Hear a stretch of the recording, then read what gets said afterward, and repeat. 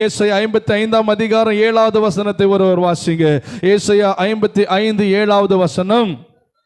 துன்மார்க்கன் தன் வழியையும் அக்கிரமக்காரன் தன் நிலையையும் விட்டு கர்த்தரிடத்தில் திரும்ப கடவன், அவர் அவன் மேல் மனதுருகுவார்.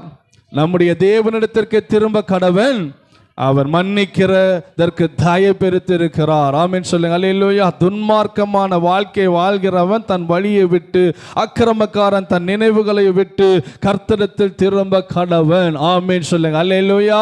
யாரிடத்தில் திருமணமா? துன்மார்க்கம் யாரிடத்தில் திருமணம்?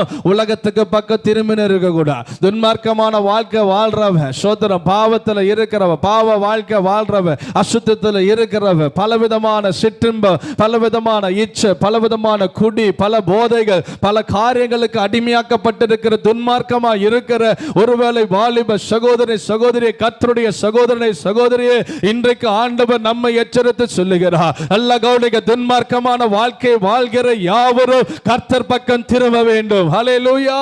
நீ ஆண்டவரிடத்தில் திரும்பி வராம வாழ்க்கையில தேவன் இரக்கத்தை கொடுக்க மாட்டான். நீ ஆண்டவரிடத்தில் திரும்பி வராத வரைக்கும் ஆண்டவர் உன்னை ஆசீர்வதிக்க மாட்டான். ஒருவேளை நீ நல்லா இருக்கிறது போல தெரியும், ஆசீர்வாதமா இருக்கிறது போல தெரியும், ஆனா ஒரு சூழ்நிலை, ஒரு பிரச்சனை வரும் பொழுது கைவிடப்பட்ட நிலைமையிலே கர்த்தர் உன்னை தள்ளி விடுவார். அல்லேலூயா. அவர் மனதுருகுகிற தேவன், அவர் இரக்கமுள்ள தேவன். அந்த நேரத்தை பயன்படுத்திக் கொள்ளுங்கள். அந்த சூழ்நிலையிலே உங்கள் வாழ்க்கை கர்த்தர் பக்கம் திருப்பும் பொழுது நம்முடைய வாழ்க்கையிலே மனதுருகுவார்.